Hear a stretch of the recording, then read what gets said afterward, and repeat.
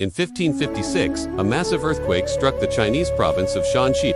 It remains the deadliest earthquake in human history, killing over 830,000 people.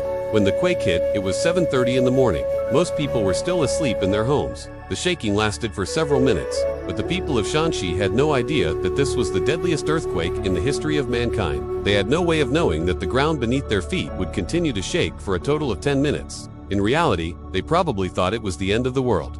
The epicenter of the quake was in a small town called Wei'an. It registered a shocking 8.2 on the Richter scale. The small town didn't stand a chance.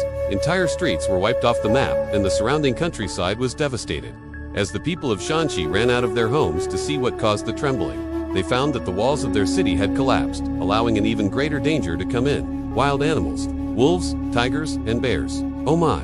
There was nothing more than rubble. Where once people had lived, entire families were wiped out. Survivors were forced to flee into the countryside, abandoning their homes and their possessions behind them. Over the next few days, the survivors began to dig through the rubble to find their loved ones. Many were never seen again. The death toll mounted, and soon, the entire province of Shanxi was in mourning. In total, the 1556 Shanxi quake was the deadliest natural disaster in human history. It killed at least 830,000 people. It also injured 250,000 and left 70,000 homeless.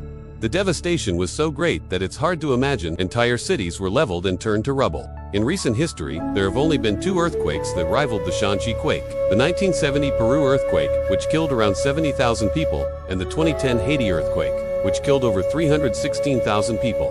Though the Shanxi earthquake happened hundreds of years ago, it remains the deadliest earthquake in human history. It's a real disaster with a body count that's truly terrifying. And when you combine that with the cinematic storytelling, you get a video that's both informative and entertaining.